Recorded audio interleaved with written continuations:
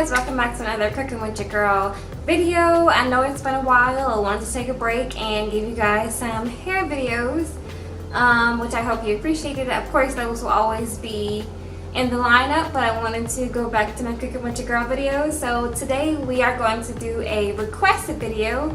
Scotty Digital, this is for you. You reached out to me on Instagram and you wanted to see a good old southern cornbread recipe, and I am doing this here for you. So today's video is going to be a cornbread recipe. Very quick, very easy. I'm not going to do too much. I do have another recipe, a more Cajun cornbread recipe. So if you want to see that, then go ahead and comment down below and hit the like button, and we'll see how many likes this video gets to see if you guys want to see that Cajun cornbread recipe, because it is so good, you guys. But this is just the quick and simple cornbread recipe from scratch, vegan, and I hope you guys love it. So stay tuned if you want to see more. Okay, you guys, so we are starting with our dry ingredients, and I already have gotten that all together for you guys, so it'll be quick and easy for you to see how this is done. So here we have a cup of flour, 2/3 cup of sugar, 3.5 tablespoons of baking powder, and a cup of flour. And we're just going ahead and pour this all into a mixing bowl. So we're just going to pour this all into that mixing bowl. So I'm just going to take a whisk and whisk all that together, as you can see. Okay, so for our wet ingredients, we have a tablespoon of chia, because a regular cornbread recipe calls for 1 egg.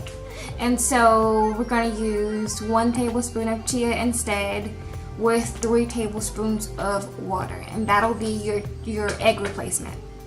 And we also have a cup of almond milk in here, unsweetened almond milk. And so this will be our wet ingredients. Oh, I'm forgetting one thing. We have 1/3 of vegetable oil in here. You could also use vegan butter if you want to, which I highly recommend, but I don't have any right now, so I'm going to be using this. So I'm going to pour this in here for our wet ingredients. And preheat your oven to 400 degrees. So you should have done that before, and I forgot, because I mixed the wet ingredients together. And we're going to just go ahead and pour like 1/3 of the wet mixture in there. So we're just starting the wet mixture in with the dry mixture. It'll be really clumpy. Go ahead and stir another 1/3 in there. And then go ahead and stir the rest in there. Okay, so I'm going ahead and stir the rest of it in there. It'll just get really nice and crumbly. Okay, you don't want to beat your mixture up too much, because you don't want to get that, you don't want it to be too tough. You don't want to beat it up too much. So this is the consistency you're looking for. And we're going to go ahead and put it in a pan. It doesn't really matter which size pan you have, but you just kind of want to adjust your time accordingly. So basically how I do it, what kind of pan it is I just take a little toothpick, put it in the center, or a fork, whatever you have on hand, girl, butter knife, it don't matter. And if it comes out clean on the middle, or like slightly some stuff on it, it's still fine. It cooks a little more after you take it out, so you don't want it to be too dry. Dry cornbread is nasty. So I would say about 15 to 20 minutes, depending on what kind of cookware you have it in. That's when you know to take it out. So I'm going to go ahead and get my baking pan, and I'll be right back. So I have my baking pan right here. You can see how thick it is, girl. That's about 3 inches. Y'all know I don't measure anything, so I just eyeball everything, and that is about 3 inches to me. So I'm just gonna go ahead and pour my cornbread mixture in there. I don't butter the pan or anything. I just feel like that is just added oil that you don't really need. Once the cornbread cools, it's gonna come out of the baconware, especially because you already have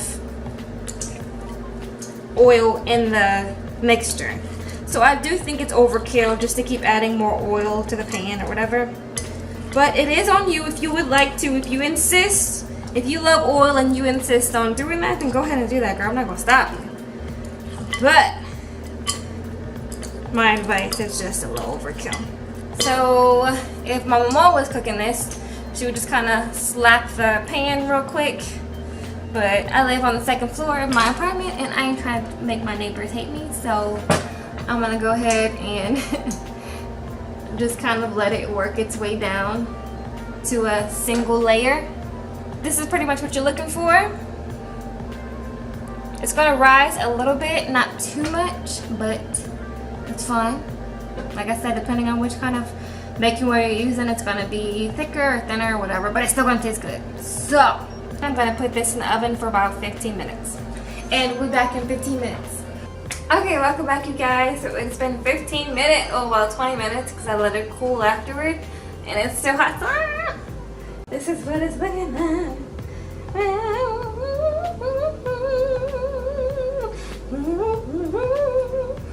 Okay, so I'm just gonna take a knife, a fork, I mean.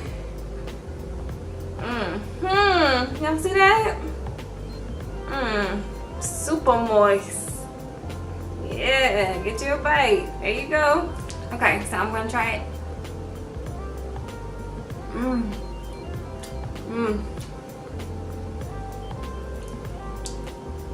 This is good, y'all.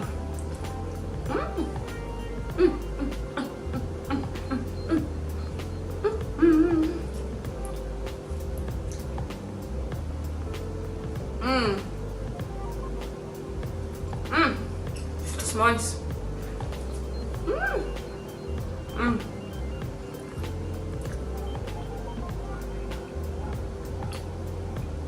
That's it right there.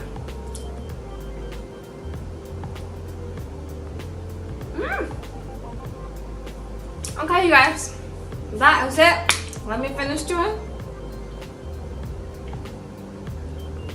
Okay, you guys, thank you so much for watching. Scatter Digital, this one was for you. Thank you so much for reaching out and requested a video. You guys can always reach out to me on any social platform and request a video. Thank you so much, guys, for watching. Tune into another episode of Cooking with Your Girl coming soon. Bye.